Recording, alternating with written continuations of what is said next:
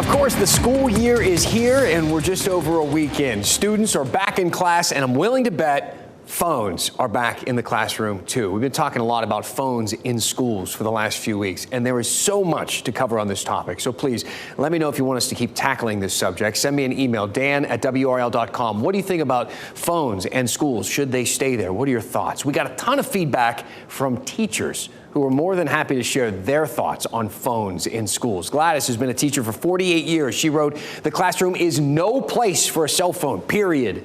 The school office has phones. Parents can get in touch with their child via that phone." Susan is a teacher in Durham. She wrote, 150 million%. It's the parents' responsibility.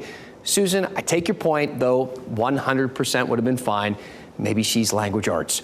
Alice taught for 24 years. She said, "We as academic professionals cannot compete with Instagram, TikTok, or other social media platforms." And it is true, nearly impossible for the Pythagorean theorem or early era Mesopotamia to compete with Roblox and Mr. Beast. And that's why some teachers have started to tweak their lesson plan.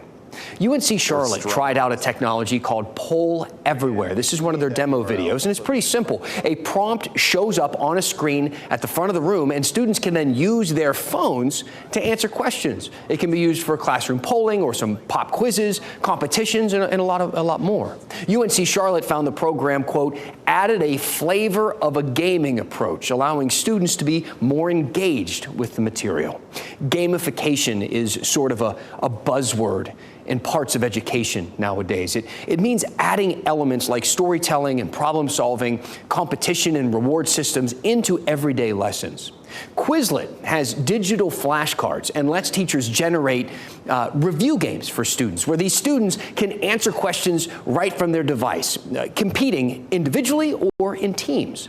Goose Chase basically turns a lesson into a digital scavenger hunt. Look at this one here. This is from a California history course. It asks students to write a poem about redwoods, write a story about a Hollywood star, and shoot a video about a groundbreaking tech product in Silicon Valley. It all happens on students' phones. And there are many other programs just like this. Classcraft is one, Kahoot, Class Dojo. These are a few of the popular ones you may have heard of. Students we heard from actually seem pretty enthusiastic about using phones as part of learning. Olson is a high school freshman.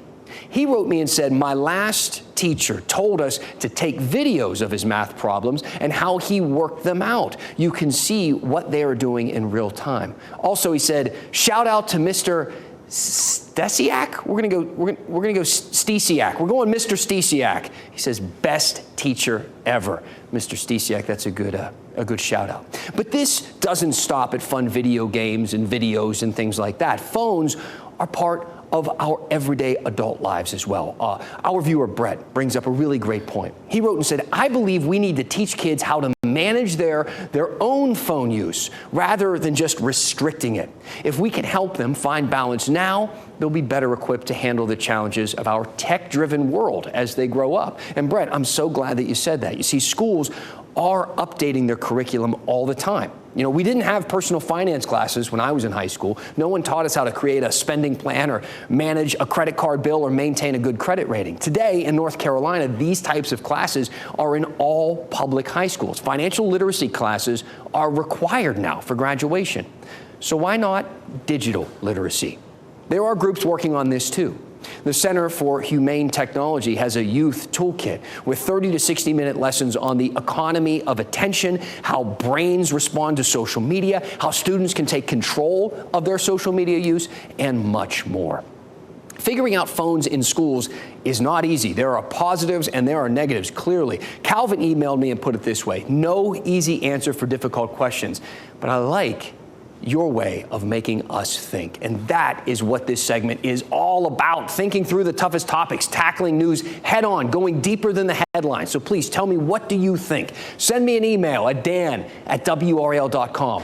Ask the difficult questions. Let's make each other think a bit. Tell me what's on your mind, and we'll go in depth.